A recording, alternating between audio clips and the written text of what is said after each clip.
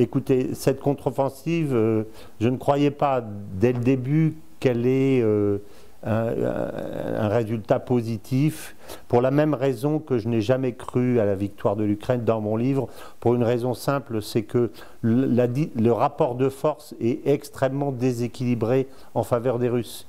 Ils sont rentrés dans la guerre avec 120 ou 150 000 soldats parce qu'ils visaient essentiellement à récupérer et à sécuriser le Donbass, mais leur objectif à l'époque était de se mettre en position pour une négociation qui n'a pas eu lieu. Ensuite, ils ont monté progressivement les effectifs. Maintenant, ils sont entre 700 000 et 1 million de soldats. Donc, leurs possibilités sont tellement énormes que, à mon avis, ils ne pouvaient pas perdre. En plus, ils ont une supériorité de tir. Ils tirent 10 pour 1. Quand les Ukrainiens tirent 4 000 obus par jour, eux en tirent 40 000. Donc, il n'y a pas photo, si vous voulez. Et d'autre part, le troisième chose, c'est qu'ils ont une défense aérienne qui est excellente, qui est la meilleure du monde. Donc pour moi, le rapport était certain, et ce n'était pas la contre-offensive ukrainienne, alors même que les Russes étaient en position défensive, qui pouvait changer les choses. Et je l'ai dit dans plusieurs émissions, en particulier je l'ai dit à André Berkoff sur Sud Radio, je lui ai dit on ne va jamais savoir ce que font les Russes. On sous-estime toujours l'adversaire. Quels journalistes ont été voir les Russes en disant comment vous vous organisez pour cette guerre, quelles sont vos forces, etc. D'essayer de connaître son adversaire. On ne l'a jamais fait. Donc pour moi, à cause de ce désavantage psychologique que nous avions nous-mêmes, de cette méconnaissance volontaire de notre adversaire, d'une part, et puis les forces intrinsèques et le rapport de force, j'étais persuadé que cette contre-offensive n'aurait pas d'effet. Les pertes, elles sont consécutives, évidemment, à ce rapport de contre-offensive, parce qu'évidemment, les pertes, elles correspondent essentiellement à l'artillerie, puisqu'il n'y a pas de corps à corps, il n'y a pas de percée très importante, ni de l'un ni de l'autre camp. Donc, quand vous tirez 10 fois plus que l'autre, vous avez l'autre à 10 fois plus de pertes.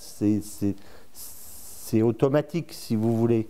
Donc, par ailleurs, on est dans une espèce de première guerre mondiale moderne. C'est-à-dire tout le monde est caché dans des tranchées, etc.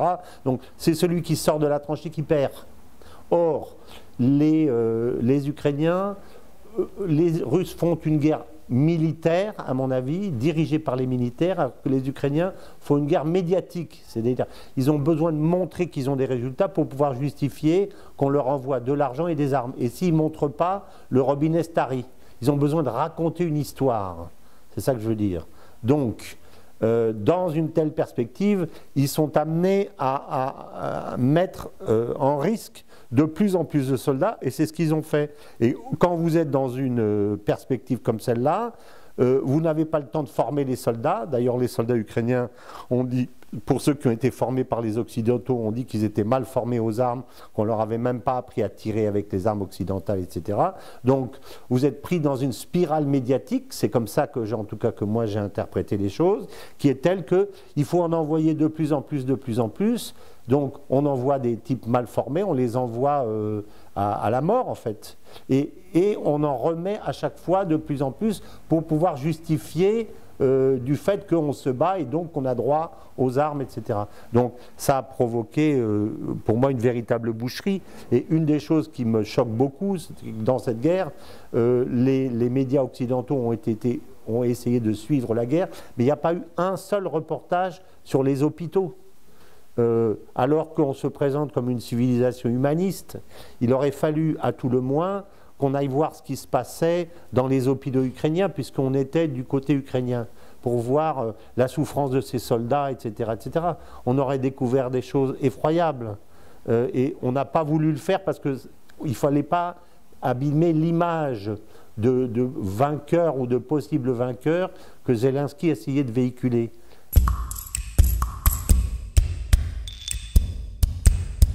Et dans ce sens-là, le fait d'annoncer ça comme une espèce de surenchère pour convaincre les peuples ou pour dire voilà, on va vers la victoire, etc., l'Europe se discrédite complètement. Elle n'est même plus dans un discours politique, si vous voulez. Elle est un discours dans lequel elle répète ce que les services qui sont les services américains, les services médiatiques, politico-médiatiques officiels américains leur demandent de dire. Alors, comme il faut dire que l'Ukraine, ça va toujours mieux, on dit vous allez rentrer dans l'Europe, mais ils ne répondent à aucun des critères. Et puis, vous imaginez bien qu'on ne va pas faire rentrer dans l'Europe un pays qui est en guerre civile à l'intérieur de l'Europe. Le jour où on fait ça, qu'est-ce qui se passe à ce moment-là? Logiquement, les règles de l'OTAN doivent s'appliquer, parce que s'il rentre dans l'Europe, ça veut dire qu'il sera dans l'OTAN. Donc il va rentrer dans l'OTAN, et ça veut dire que nous, on va être obligés de mobiliser nos propres soldats pour aller défendre l'Ukraine parce qu'elle est en guerre. Ça ne tient pas la route une seconde. Ça nous dessert complètement de faire des incantations alors que les responsables qui les font et ceux qui les écoutent, tout le monde sait que ça n'est pas réalisable. Je ne comprends pas d'ailleurs.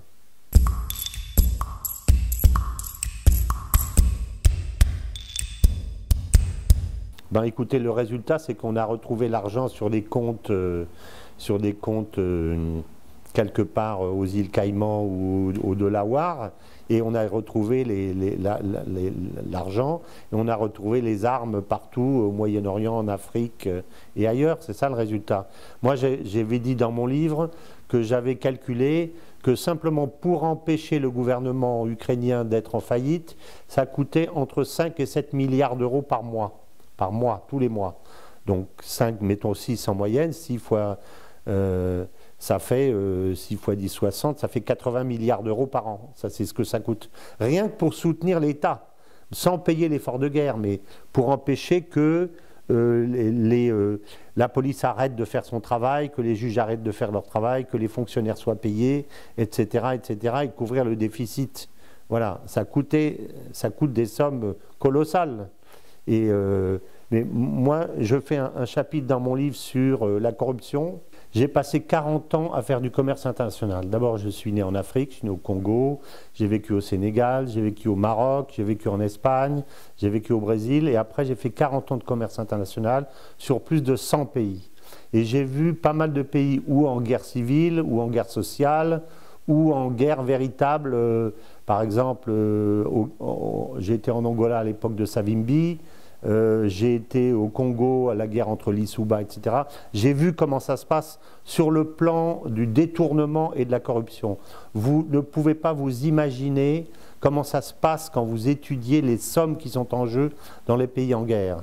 Parce que ça veut dire quoi? Ça veut dire que vous avez des populations entières qui sont totalement piégées et que vous avez des gens qui financent la guerre et qui en contrepartie ont le monopole de l'importation des produits de première nécessité, les concessions portuaires, etc. Ils ont le monopole du contrôle des gens qui passent sur les routes. Vous savez peut-être que pour sortir, avant d'arriver à la frontière en Pologne à l'époque de la guerre, il fallait payer, vous avez des contrôles privés et vous payez 10 000 € par personne pour pouvoir passer.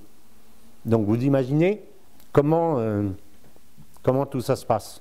Donc, les sommes détournées, je raconte dans mon livre qu'il y avait une petite anecdote qui tourne sur Internet, avec un soldat anglais qui racontait en rigolant qu'il est allé, en Ukraine pour se former. Il s'est formé du côté de la frontière polonaise, et après il est parti avec tous les soldats d'un côté et les camions avec les armes. Donc ils ont traversé toute l'Ukraine pour aller sur le front. Quand ils sont arrivés sur le front, ils sont descendus du camion ou des camions, et puis ils ont demandé où étaient les camions qui avaient les armes de l'autre côté, et les camions avaient foutu le camp.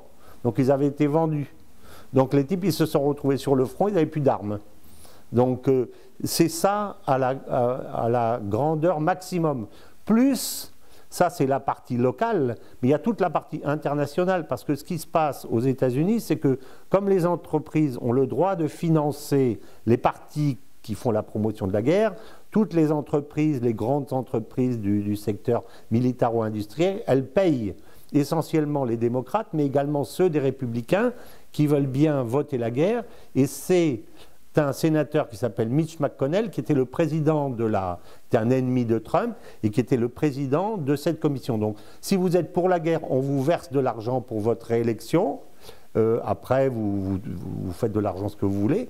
Et si vous êtes contre, on vous ferme le robinet. Donc, ça a engendré des masses absolument gigantesques, plus toutes les sommes qui sont versées en liquide, puisqu'il y a beaucoup de sommes locales qui sont versées en liquide en plus. Donc vous arrivez sur place et vous dites à votre correspondant ukrainien, vous êtes de la CIA, vous dites à votre, je te ramène là, j'ai 2 millions de dollars en liquide, en espèces dans la camionnette.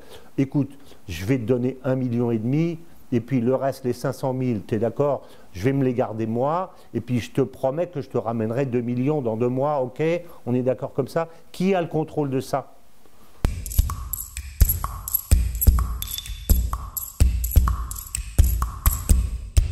Alors, l'économie européenne, évidemment, est la première à souffrir, mais pour 2 raisons. La première, c'est parce que quand vous faites le blocus d'un pays, si tout le monde fait le blocus avec vous, le pays est en blocus. Mais si vous êtes le seul à faire le blocus et que tous les autres disent « Attendez, moi je ne fais pas le blocus, mais je continue à travailler avec ce pays-là », ce n'est pas lui qui est en blocus, c'est vous. C'est-à-dire, vous vous mettez vous-même en situation de blocus. C'est ce qu'on a fait. Puisque si on sait que lors du vote de l'ONU initial, pratiquement tous les pays du monde ont déploré, n'ont pas condamné, mais ont déploré, ce qui est différent, l'attaque, aucun d'eux n'a voulu s'associer aux sanctions.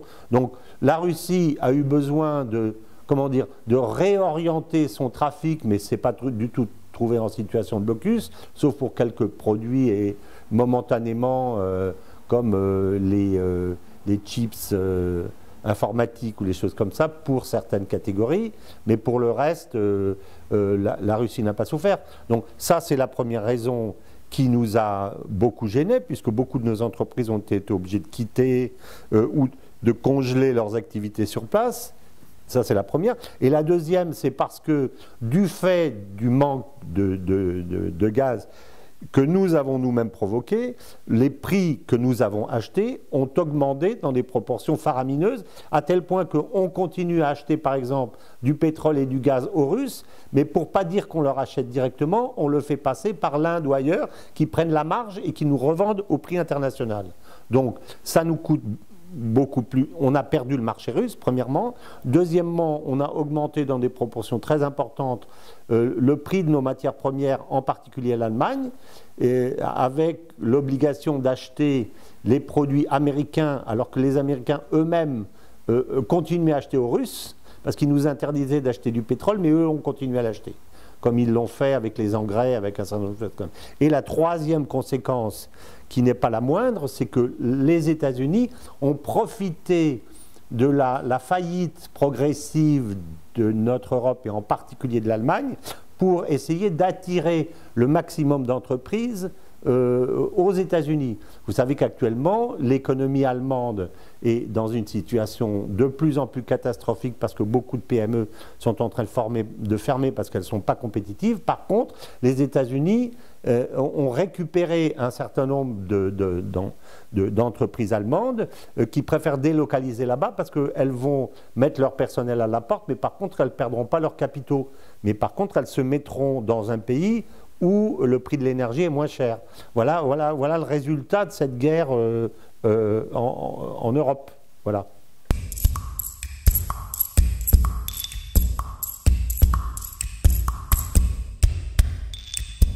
Cette question, c'est la clé de tout le problème, si vous voulez. Moi, dans mon livre, je m'appuie beaucoup sur un écrivain français, un auteur français qui s'appelle Éric Branca, et qui montre que, en fait, derrière l'amitié, je dirais, franco-américaine, il y a toujours eu une volonté américaine de casser les relations entre la France et la Russie, entre l'Europe et la Russie. Alors, qu'est-ce qui s'est passé? Dans un premier temps, moi je dis dans le livre que, en fait, on s'est trompé quand on fait terminer la Deuxième Guerre mondiale à la libération de la France, qui d'ailleurs a été libérée non pas par les États-Unis mais par la Russie. C'est la Russie qui a cassé l'armée allemande.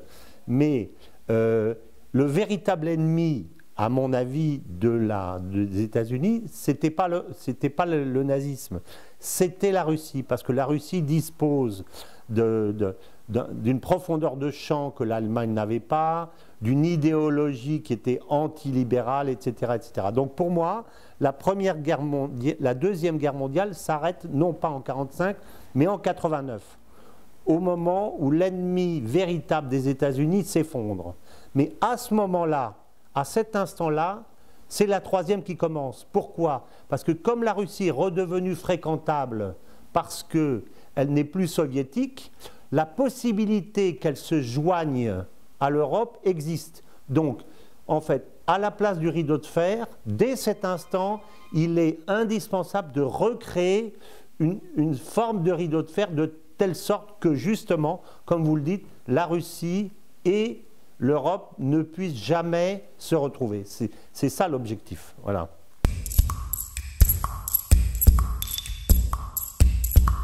En fait, ce mouvement était déjà en route depuis longtemps, mais si vous voulez, vous ne vous apercevez pas des changements de paradigme, à moins que vous ayez des chocs. C'est-à-dire le monde a changé, mais on ne s'en est pas aperçu, surtout nous, parce qu'on vit dans une espèce de bulle occidentale où on ne regarde pas l'extérieur, parce qu'on vit encore sur notre splendeur passée, et les Chinois, les Indiens, les Indonésiens, les Africains, les Saoudiens, etc., eux, ils pensent différemment. Les Russes, ils veulent leur part du gâteau. Donc, à un moment donné, si vous voulez, le rapport de force s'est délité en défaveur des États-Unis, mais nous, on ne l'a pas vu et on ne le voit toujours pas.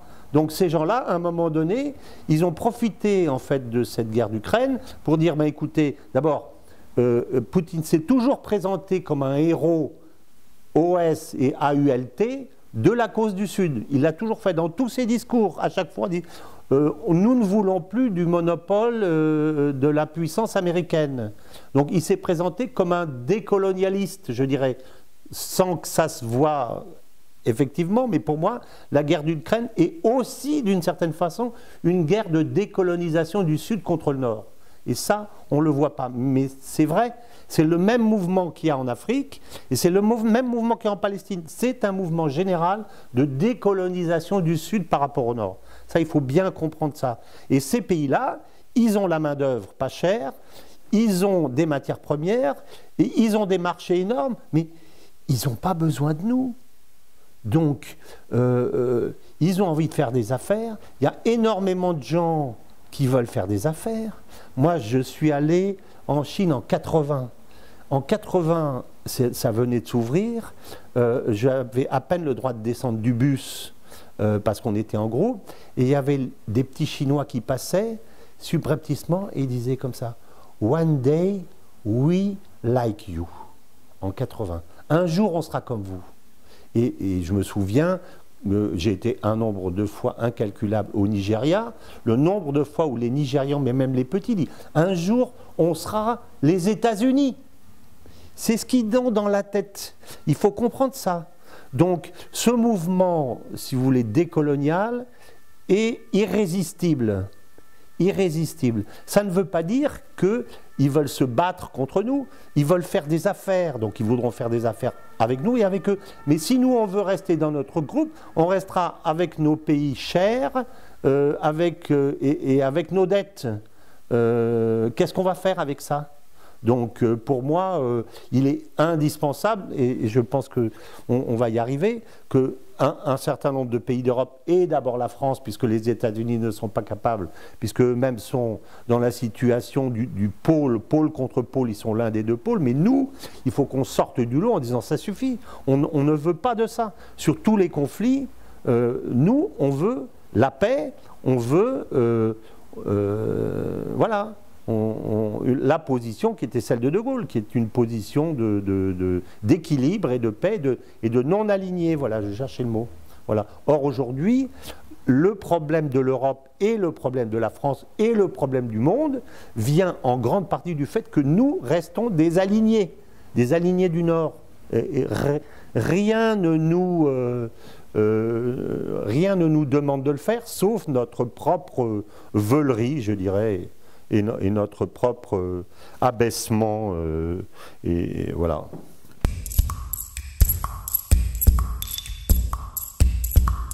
Alors, ça, c'est un sujet qui est intéressant, parce que, si vous voulez, beaucoup de gens n'arrivent pas à concevoir qu'il peut y avoir ni guerre ni paix.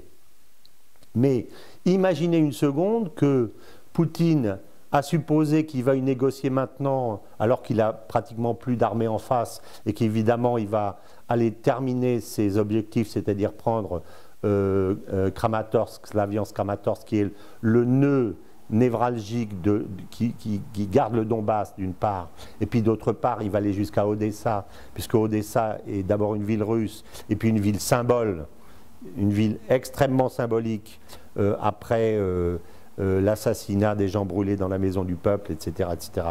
Donc il ira jusqu'à ses objectifs, mais si ça se termine, supposez qu'il y a un traité de paix.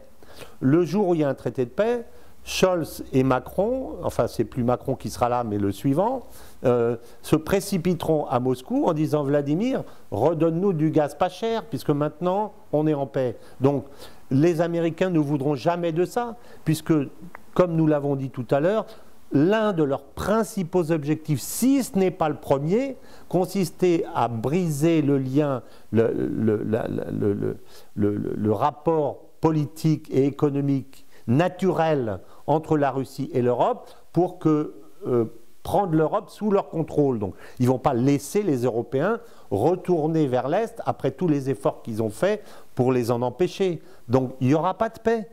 Non pas parce que les Russes ne le veulent pas, mais parce que les Américains ne le veulent pas. Et à ce moment-là, qu'est-ce qu'il y aura? Il y aura une non-belligérance plus ou moins armée qui arrangera tout le monde. Façon Corée, c'est-à-dire la Corée du Nord et du Sud, sont toujours en guerre. Simplement, ils ne se tirent pas dessus tous les jours. Voilà, c'est ça. Donc on sera dans une situation comme ça, qui permettra aux Américains de garder le contrôle sur l'Europe, et puis les Russes, ils attendront. Voilà, c'est ça que je pense. Eux, ils ont le temps pour eux. Il y a toute l'Asie qui va se développer. Eux, ils sont positionnés comme un des leaders des pays du Sud. Ils sont un des fondateurs des BRICS, donc ils feront des affaires. Et puis le jour où la puissance américaine déclinera vraiment et l'Europe ressortira du vide, si un jour elle y arrive, ils reviendront. Et puis voilà.